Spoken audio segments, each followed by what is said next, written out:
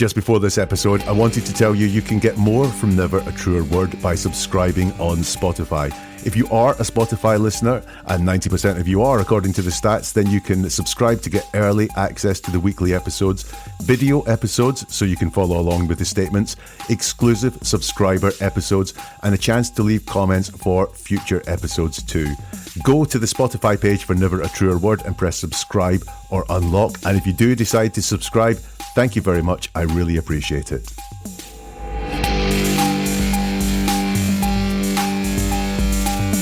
Hello and welcome to Never a Truer Word. And in this episode, we're going to look at the latest statement released by Jay Slater's mum.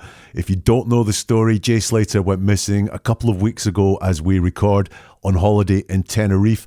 And there was a GoFundMe set up, and this is how most people became aware of the story so far, set up by someone claiming to be his friend, Lucy. I think this has caused a lot of problems, as we will see in the statement that's been released by Jay Slater's mum. The statement has been released through a missing persons charity or organisation. Here's the full statement. My son, Jay Dean Slater, came to the holiday island of Tenerife on the 13th of June with his friend to attend a music festival. On the 17th of June, after not returning to his apartment, he was reported as a missing person. Jay is a normal guy who is in his third year of an apprenticeship, and he is a very popular young man with a large circle of friends. We are a very close family and are absolutely devastated about his appearance. Words cannot describe the pain and agony we are experiencing. He is our beautiful boy with his whole life ahead of him, and we just want to find him. We do not have any information on his whereabouts. The Guardia Civil have worked tirelessly up in the mountains where Jay's last phone call was traced. They conducted a land search for 12 days, which involved every resource they had available. Although the land search ended, the Spanish police still continue with their investigations into why Jay had travelled to the location so far away from his accommodation. We offer our sincere thanks to the Spanish authorities who continue to follow lines of inquiries. We would like to say to the press, news, reporters that although we do not want to lose the momentum of Jay's disappearance, we really would like to maintain our privacy and crucially let the Spanish police get on with their investigations without hindrance from the press. We are aware of the conspiracy theories and speculation on social media and some websites and can only describe this as vile. The negative comments are extremely distressing to our family. We also embrace the love and support we have received from across the globe. It has not gone unnoticed, especially in his hometown of Oswaldwhistle, Lancashire. As a family, we would like the world to respect our privacy at this present time. Now, the first thing that I've heard time and time again on this statement is this does not sound like Jay's mum, and it doesn't sound as Jay's mum has spoken in videoed interviews. And that's all right. This has been written with help to get a specific message across and to get the relationship and the communications on a more professional standing. How many of us are equipped to deal with international press attention? Very few. And what has happened here is that this charity, I believe, have helped them draft this statement so that it's very clear and it's very unambiguous. Let's break it down and see what we can learn from it. This first part about my son giving his full name, Jay Dean Slater, talking about going on holiday, giving the dates, talking about him being a normal guy, having an apprenticeship, a popular young man with a large circle of friends, is an attempt to humanise Jay. Because there's been so many stories about what he's done in his past life or what could have been happening when he was in Tenerife, none of which have been proven. And really, Jay has become, to some, a bit of a bogeyman. I have seen some people say he deserves whatever happened to him because he was a bad lad. And this is his family humanising him in the eyes of the press and saying that actually he is a normal guy and nothing wrong with that.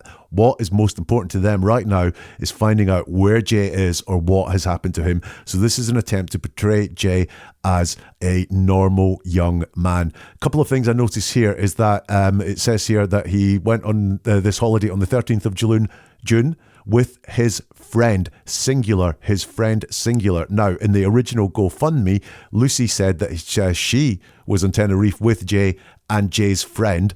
And then there's a friend called Brad who has come out as well and said that he spoke to Jay on the morning. So friend singular, I think, means Brad, which means what's Lucy's involvement and why are they taking her out of the picture here? I don't think Lucy is frankly been straight and honest in everything that she said. I think Jay and Brad are the people that went together, and Lucy has inserted herself into this story somehow. And they say he was reported as a missing person. So it's quite distant that he was reported as a missing person, not he was missing, he disappeared. It's that on that day he was reported as a missing person. Interesting choice of words. When it carries on and it says, we are a very close family and are absolutely devastated about his disappearance. Words cannot describe the pain and the agony we are experiencing. He is our beautiful boy with his whole life ahead of him, and we just want to find him. So more attempts there to humanize Jay as a beautiful boy, and then talking about the agony that the family are feeling. All of that, I believe, is true, but there's concern for themselves expressed there. We are devastated and words cannot describe the pain and agony we are experiencing. Very much concern for self, the person talking here, less concern for what Jay himself could be going through, and that's very interesting.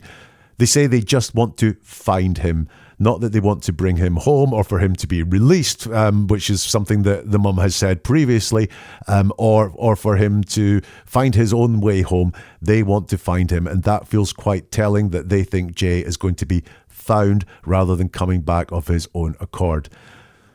In the next section where they talk about the Guardia Civil having worked tirelessly and conducting a land search for 12 days, using every resource they had available, this is getting the authorities on side. And some of their communication up till now has been a little bit like, I don't know why the police are doing this, or we haven't had much contact with them. There's been talk, I don't know if it came from Jay's mum, about the language barrier getting in the way and so on. And they seem to be a bit rubbing up against the local authorities involved in the search, but now they are very appreciative of it and getting the authorities on side. A good move, because if your son is missing on an island, getting the authorities on side seems to be like a very good move. So again, I don't blame them for doing this. And they talk about they're going to continue with their investigations into why Jay had travelled to the location so far away from his accommodation. Now, in the original message from Lucy on GoFundMe, she spoke to Jay on that morning and spoke about him travelling with two men to this remote location. So surely she should have the information that for some reason is not being believed, because they are continuing their investigations into why Jay travelled so far to the location. They are not taking Lucy's word for it. Have they spoken to Lucy even? Has she been forthcoming with any of that information? We don't know. What we do know is whatever Lucy said or not said, they are not buying her story on the GoFundMe page or anything that she said. They are continuing with investigations as to why Jay had travelled to a location where his phone was traced so far away from the accommodation. Once more, getting the authorities on side here, we offer our sincere thanks to the Spanish authorities who continue to follow lines of inquiry. We would also like to say to the press news reporters, we don't want to lose the momentum, but we really would like to maintain our privacy. This is getting the press on side, so this is showing appreciation for them and saying, please keep the story going, but we don't want to talk to you, and please don't get in the way of the press either. Next, they say, we are aware of the conspiracy theories and speculation on social media and some websites and can only describe this as vile. The negative comments are extremely distressing to our family. What is interesting here is there are no denials of anything that's been put out there. And there's been a lot of stuff put out there about Jay's character in the past, about things that Jay could have been up to when he was in Tenerife, about things that Lucy could have been up to as well when she was in Tenerife. There's no denials of anything there. They're only saying that the speculation and some of the vile negative comments are distressing to the family. Again, concern for self. These things are distressing to them, but no denials, no specific denials of anything that is out there. And then they finish by thanking the people from around the globe and in their hometown as well, and asking for privacy. And there, I think this is a little bit of the social proof. So although it might seem that there's so much negative stuff out there, so much speculation and accusations about what Jay could have been up to, they're saying the people who know us best and some other people around the world, they are on our side, and maybe we should all be on their side too. And as a family, we would like the world to respect our privacy at this present time.